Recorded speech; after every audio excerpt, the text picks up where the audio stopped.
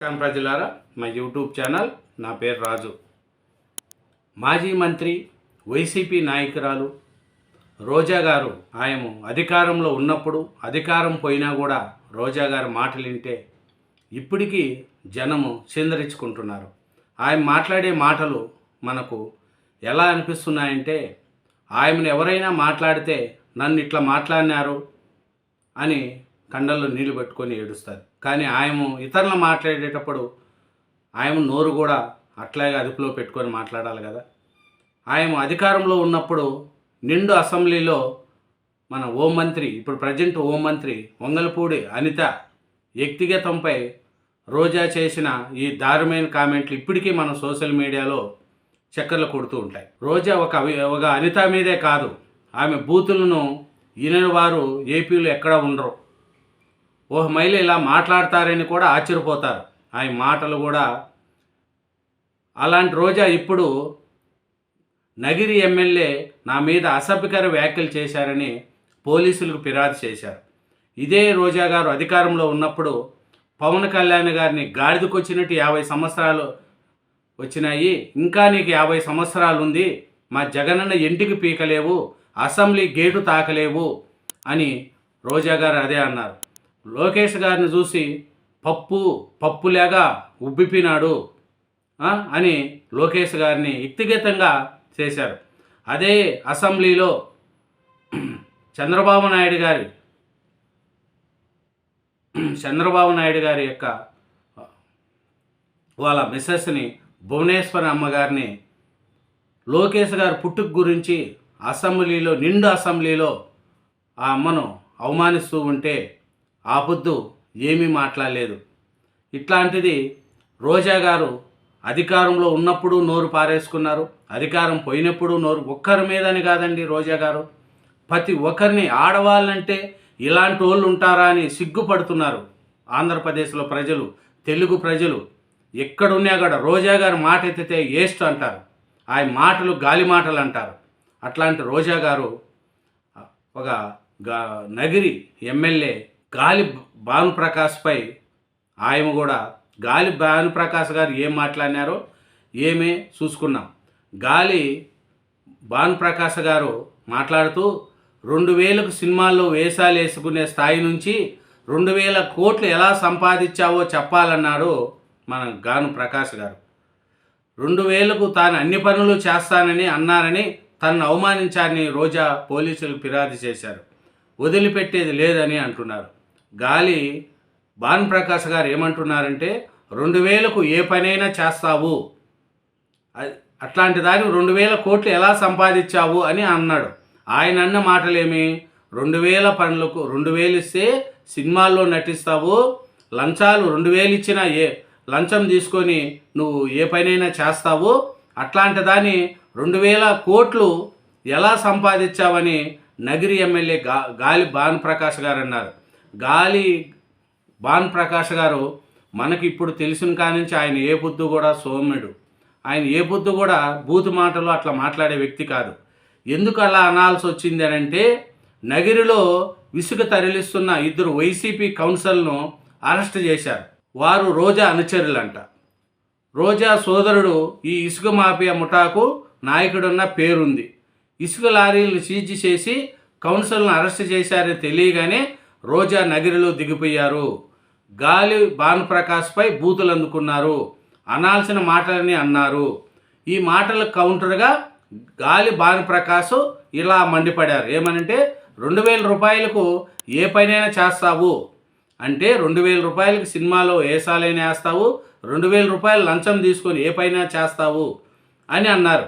కానీ దీన్ని తప్పుగా భావించుకున్న రోజా గారు 2000కి ఏం పనైనా చేస్తావు అంటే తప్పుగా ఊహించుకున్నారు. ఆయన ఇంకో విధంగా భూతపదంగా ఉపయోగించుకొని పోలీసులకు ఫిర్యాదు చేశారు మన రోజా గారు. ఇంకా మాటలు మనం చూస్తే ఇంకా చాలా అంటుంది.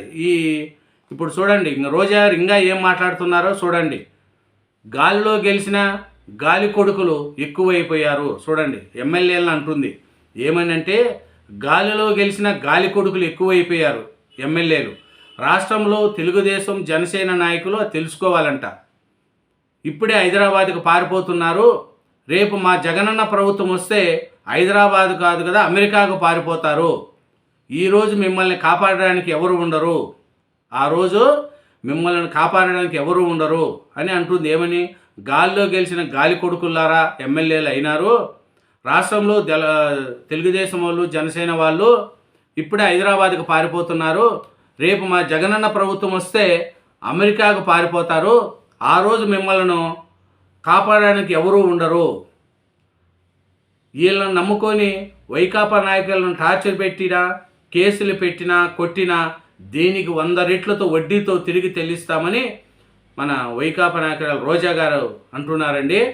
వడ్డీతో సహా చెల్లిస్తారంట. గెలిచేది ముందు గెలుసమ్మా, నోరు అదుపులో పెట్టుకో. ఆడ మనిషివమ్మా రోజా గారు. మీరు మాట్లాడే మాటలు మీ ఇండల్లో కూడా ఒప్పుకుంటారో ఒప్పుకోరో ఆలోచించుకో.